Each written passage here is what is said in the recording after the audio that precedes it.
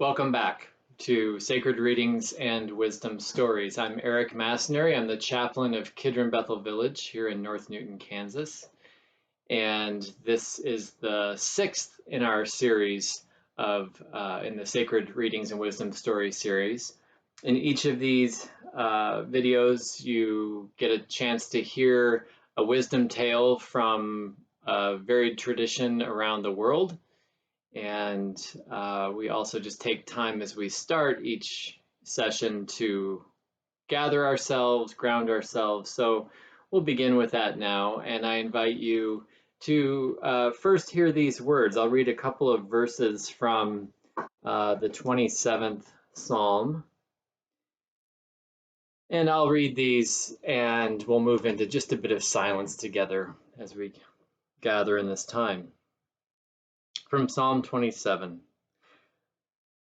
One thing I asked of the Lord, and that I will seek after, to live in the house of the Lord all the days of my life, to behold God's beauty, and to inquire in God's temple. I believe that I shall see the goodness of God in the land of the living. I believe that I shall see the goodness of God in the land of the living. May we bring that seeing of the heart, the mind, the soul to this time together.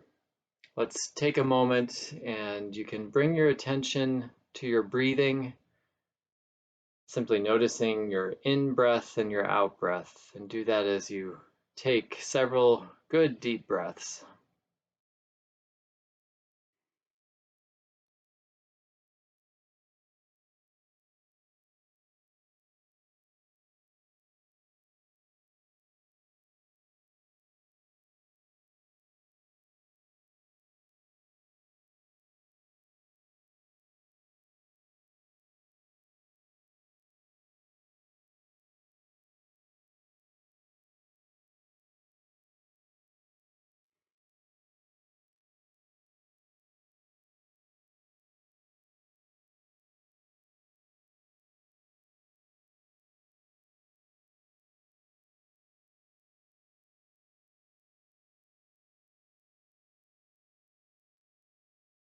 And as you let your breath fall back into a natural, sustaining rhythm, you might quietly offer a prayer of gratitude for the gift of breath, of life, of being embodied in this world, and that we might share in this journey together and with God.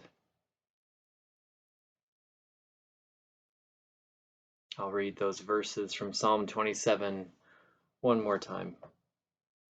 One thing I asked of the Lord, and that I will seek, to live in the house of God all the days of my life, to behold the beauty of God, to inquire in God's temple. I believe that I shall see the goodness of the Lord in the land of the living.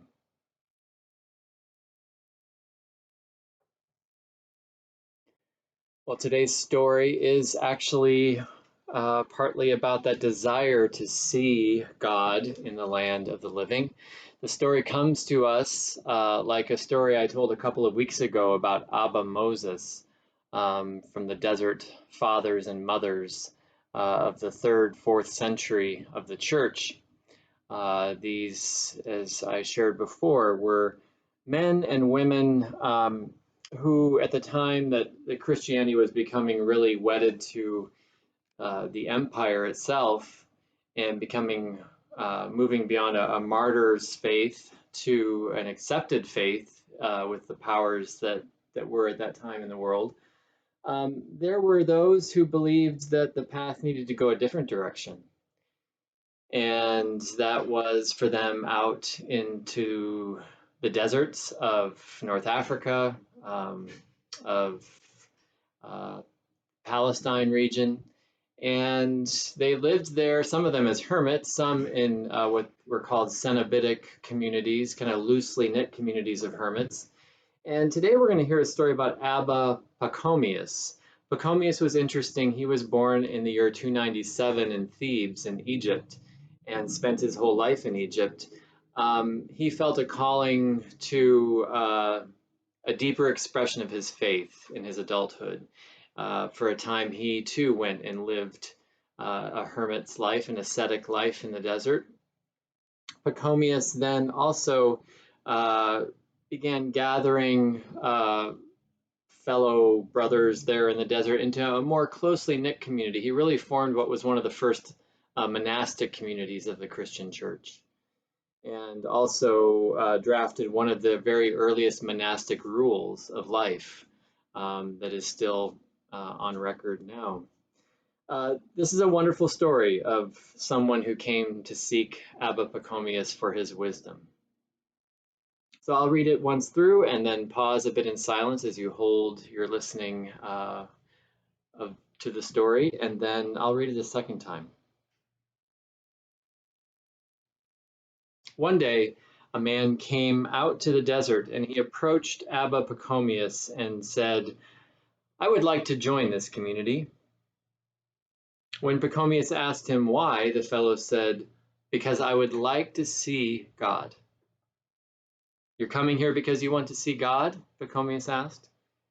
"Yes," said the man. "What do I have to do? How many prostrations, how many prayers must I say? How many psalms do I chant? How much fasting do I need to do in order to see God?"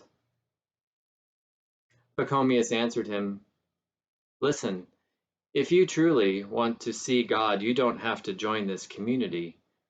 You do not have to chant a single psalm or utter one prayer. Just come with me and I will show you God."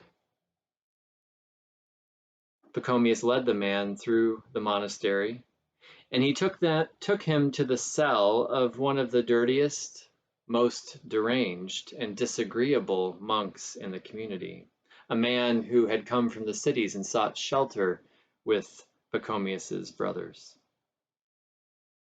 Pachomius said to his visitor, "Look, here's God." The man looked with disgust at the brother in the cell and said, "You mean to tell me that's God?" Pachomius answered him, "If you do not come to see God in him, you will see God nowhere."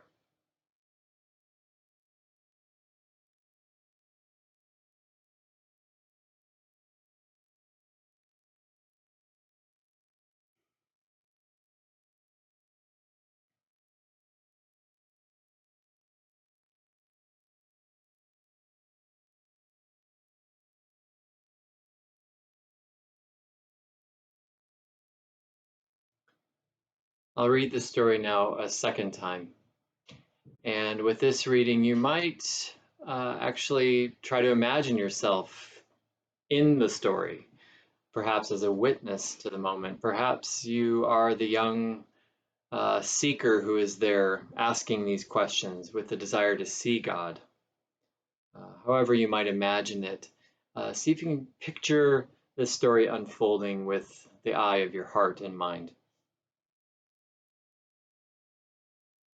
One day, a man came out to the desert and approached Abba Pachomius, and he said, "I would like to join your community." When Pachomius asked him why, the fellow said, "Because I would like to see God." "You're coming here because you want to see God?" Pachomius asked. "Yes," said the man. "What do I have to do? How many prostrations, how many prayers, how many psalms do I chant? How much fasting do I need to do in order to see God?" Pachomius answered him, "Listen, if you truly want to see God, you don't have to join this community. You do not have to chant a single psalm or utter one prayer. Just come along with me and I will show you God." Pachomius led the man through the monastery, and he took him to the cell of one of the dirtiest, most deranged, and disagreeable monks in the community, a man who had come from the nearby city and sought shelter among the brothers. And Abba Pachomius pointed to the brother and he said, "Look, here's God." The visitor looked at that brother in the cell and said with disgust, "You mean to tell me that's God?" Pachomius answered, "If you do not come to see God in him, you will see God nowhere."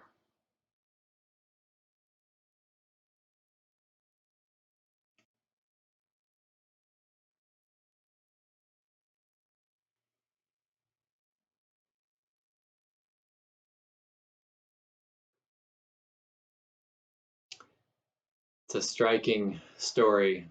What do you hear in it? What is the wisdom that comes to you as you hear that tale, as you enter it with your imagination?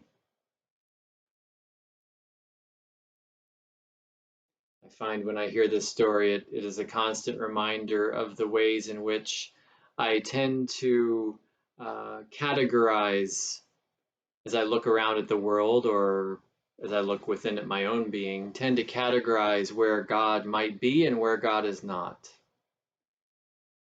And really, those categories reflect my own judgments, assumptions, presumptions about God, about others, about life.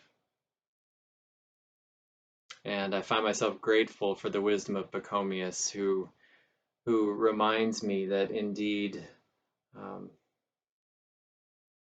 indeed we are meant to find God as the one who dwells in and through all, as the very ground of our being.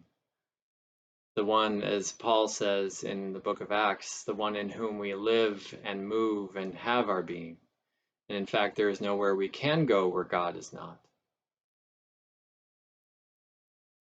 So may you carry the wisdom of this story with you. May it illumine your pathways and guide you on the ways that lead to true and lasting peace.